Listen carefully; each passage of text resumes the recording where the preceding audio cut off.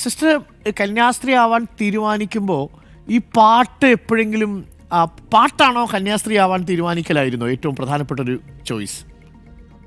പാട്ട് എൻ്റെ ലൈഫിൽ ഞാൻ അധികം ഇമ്പോർട്ടൻസ് കൊടുത്തിട്ടുള്ളൊരു കാര്യമല്ലായിരുന്നു. ഞാൻ ഇപ്പം ഗവൺമെൻറ്റിൽ ജോയിൻ ചെയ്യുന്ന സമയത്ത് പാട്ടിനെ കുറിച്ചോ അങ്ങനെ ഒന്നും ചിന്തിച്ചിട്ടേ ഇല്ല.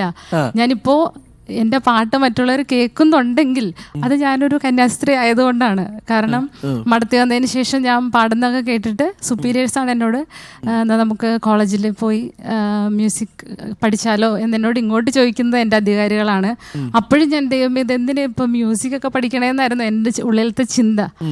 പക്ഷേ ഇപ്പം അത് എന്താണെന്നുള്ളതും സുപ്പീരിയേഴ്സ് എന്നിൽ കണ്ട അവർക്ക് എന്നെക്കുറിച്ചുള്ള സ്വപ്നം എന്താണെന്നുള്ളതും ഇപ്പം എനിക്കത് മനസ്സിലായി. സിസ്റ്റേഴ്സിൻ്റെ ഒറ്റ സപ്പോർട്ട് കൊണ്ടാണ് പാടാൻ പറ്റുന്നത്. എനിക്ക് തോന്നുന്നു സിസ്റ്റർ പാടുമ്പോൾ വേറൊരു അർത്ഥത്തിലുള്ള നമ്മളുടെ ഒരു പൊതുബോധ്യം കൂടി തകരുന്നുണ്ട്. സാധാരണ ആളുകൾ വിശ്വസിക്കുന്നത് ക്രൈസ്തവ സഭയിലൊക്കെ പ്രത്യേകിച്ച് ഈ കന്യാസ്ത്രീ കുപ്പായമൊക്കെ ഇട്ട് കഴിഞ്ഞാൽ അല്ലെങ്കിൽ പുരോഹിത വേഷമൊക്കെ ധരിച്ചു കഴിഞ്ഞാൽ പിന്നെ ഈ പറയുന്ന കലാപരിപാടികളിൽ നിന്നൊക്കെ അകന്നു നിൽക്കണം എന്ന തരത്തിൽ മട്ടിലുള്ള ചില പ്രചരണങ്ങളൊക്കെ ചില ആളുകൾ നടത്തുന്നു. ചില ആളുകൾ അത് പ്രചരിപ്പിക്കുന്നുണ്ടാവാം. പക്ഷേ പൊതുവേ അങ്ങനെയല്ല. സഭ ഇത്തരം കലാപ്രവർത്തനങ്ങൾക്കൊക്കെ പൂർണ്ണമായിട്ടുള്ള പിന്തുണ നൽകുന്നു എന്നുള്ളത് ടീച്ചറിൻ്റെ ഒറ്റ കാര്യത്തിലൂടെ നമുക്ക് പറയാൻ പറ്റും, അല്ലേ? അതെ അതെ, തീർച്ചയായിട്ടും. കാരണം ഇപ്പം ഞാൻ ആദ്യമായിട്ടൊരു കച്ചേരി ചെയ്യണം എന്ന് എൻ്റെ മനസ്സിൽ ഞാൻ ചിന്തിച്ചിട്ടേ ഇല്ല. ആ സമയത്ത് സിസ്റ്റർ സ്നേഹ എന്ന് പറഞ്ഞായിരുന്നു ഞങ്ങളുടെ പ്രൊവിൻഷ്യലെ പുള്ളിക്കാരത്തെ തന്നെ അബ്ദുള്ള സാറിനെ വിളിച്ചിട്ട് ഇങ്ങനെ ഒരു കച്ചേരി ചെയ്യണം. അപ്പോൾ 3 മണിക്കൂർ കച്ചേരി ഞാൻ ആദ്യമായിട്ട് ചെയ്തത്. അപ്പോൾ സാറ് തന്നെ ആ 3 മണിക്കൂറത്തേക്ക് വേണ്ട എല്ലാം തുടക്കം തൊട്ട് അവസാനം തില്ലാന മംഗളം വരെയുള്ള എല്ലാ കാര്യങ്ങളും സാറ് തന്നെ പ്രിപ്പയർ ചെയ്യുവാണ്. അത് ഈ പ്രൊവിൻഷ്യാളമ്മയുടെ ഒറ്റ വാക്കുകൊണ്ടാണ്. ആ കച്ചേരിയിൽ 2 വരി മൂളാൻ പറ്റുമോ? ഈ സാധാരണ കച്ചേരിയിൽ ക്രിസ്ത്യൻ കീർത്തനങ്ങളല്ലേ ചൊല്ലുന്നത്? അതെ അതെ അതെ. അപ്പോൾ നമുക്ക് 2 വരി ആയാലോ? ഓക്കെ. അപ്പോൾ അത് പ്രിയപ്പെട്ട പ്രേക്ഷകർ അധികം കേട്ടിട്ടുണ്ടാവില്ല. സാധാരണ കർണാടക സംഗീതത്തിൽ പറയുന്ന പ്രമേയം എന്ന് പറയുന്നത് അന്നത്തെ സാഹചര്യത്തിനനുസരിച്ച് രൂപപ്പെട്ടതായിരിക്കുമല്ലോ. ക്രിസ്തീയ സാഹചര്യങ്ങളും ക്രിസ്തീയ കഥകളും ക്രിസ്തീയ വരികളും കർണാടക സംഗീതത്തിലേക്ക് ചിട്ടപ്പെടുത്തുക എന്ന് പറയുന്നത് സാഹസികമായിരിക്കും. അതെങ്ങനെയായിരിക്കും എന്നുകൂടി നമുക്കൊന്ന് കേൾക്കാം. അതും സിസ്റ്റർ റിൻസി അൽഫോൺസിൻ്റെ ശബ്ദത്തിൽ. നമുക്കൊരു അതിഥി കൂടി എത്തിയിട്ടുണ്ട്. ആ അതിഥി ഇപ്പോൾ ഈ പാട്ടൊക്കെ കേൾക്കുന്നുണ്ടാവും. ഞാൻ അതിഥിയെ കൂടി ഒന്ന് സ്വാഗതം ചെയ്യാം. ആരാണെന്ന് ഊഹിക്കാൻ പറ്റുമോ? വലുതില്ല. പാട്ടിനെയൊക്കെ ഇഷ്ടപ്പെടുന്ന, മനുഷ്യരെ ഇഷ്ടപ്പെടുന്ന ഒരു കലാഹൃദയമുള്ള ഒരു മന്ത്രിയാണ് നമുക്കൊപ്പം ചേരാൻ പോകുന്നത്. Minister K Rajan. നമ്മുടെ മിനിസ്റ്റർ നമുക്കൊപ്പം ചേരുന്നുണ്ട്. മിനിസ്റ്റർ അത് കേട്ടോണ്ടിരിപ്പുണ്ട്.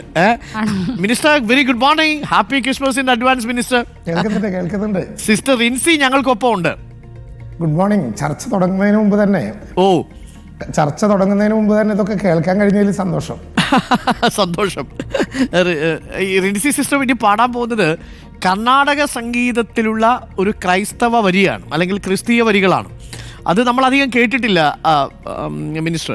മാത്രമല്ല അത് ചിട്ടപ്പെടുത്തിയത് അബ്ദുൾ അസീസ് എന്ന് പറയുന്ന സിസ്റ്ററിന്റെ ഗുരുവും കൂടിയാണ്, അല്ലേ? RMB പഠിക്കുന്ന സമയത്ത്. അപ്പോൾ അബ്ദുൾ അസീസ് എന്ന് പറയുന്ന ഗുരു ചിട്ടപ്പെടുത്തുന്നു. അതൊരു ക്രിസ്തീയ ഗാനം, അതും കർണാട്ടിക് സംഗീതത്തിൽ പാടുന്നത് റിൻസി ടീച്ചർ. മതേതരത്വത്തിന് ഇനി നമ്മൾ എന്തിനാ പ്രമേയം ഉണ്ടാക്കുന്നത്? മിനിസ്റ്റർ കെ രാജൻ, നമുക്ക് ആ പാട്ടൊന്ന് കേട്ട് വരാം. ഓക്കെ, മിനിസ്റ്റർ കേൾക്കുന്നുണ്ട്. മിനിസ്റ്റർക്ക് വേണ്ടി നമ്മൾ ഡെഡിക്കേറ്റ് ചെയ്യുന്നു. സാർ നമസ്കാരം. നമസ്കാരം. ഓക്കെ. ലോകനാദം ഭജേ സാദാ ലോകനാദം ഭജേ സാദാ ലോകനാദം ഭജേ സാദാ ശ്രിതജനപാലകം യേശു മഹേശം ലോകനാദം ഭജേ സാദാ ശ്രിതജനപാലകം യേശു മഹേശം ലോകനാഥം ഭജേ ഭജേ ഭജേ ഭജേ. മിനിസ്റ്റർ എന്ത് തോന്നി ഇത് കേട്ടപ്പോൾ? മിനിസ്റ്റർ കൈയടിക്കുന്നുണ്ട്. അതിഗംഭീരം. അതെ മിനിസ്റ്റർ, അതിഗംഭീരം. യഥാർത്ഥത്തിൽ ക്രിസ്തുമസിന് ലോകത്തെ എല്ലാ ജനങ്ങളും പറയേണ്ട സന്തോഷത്തിന്റെ ഒരു സദ്വാർത്തയാണിത്. കറക്റ്റ്. മതനിരപേക്ഷതയുടെ ഒരു ഒരു ഒരു അസാമാന്യമായിട്ടുള്ള ഉദാഹരണമാണല്ലോ റിപ്പോർട്ട് അവതരിപ്പിച്ചത്. സന്തോഷം കേൾക്കാൻ കഴിഞ്ഞതിലും നമുക്ക് നേരിട്ടടുത്ത് ഇങ്ങനെ അനുഭവിക്കാൻ കഴിഞ്ഞതിലും വളരെ സന്തോഷം. Thank you.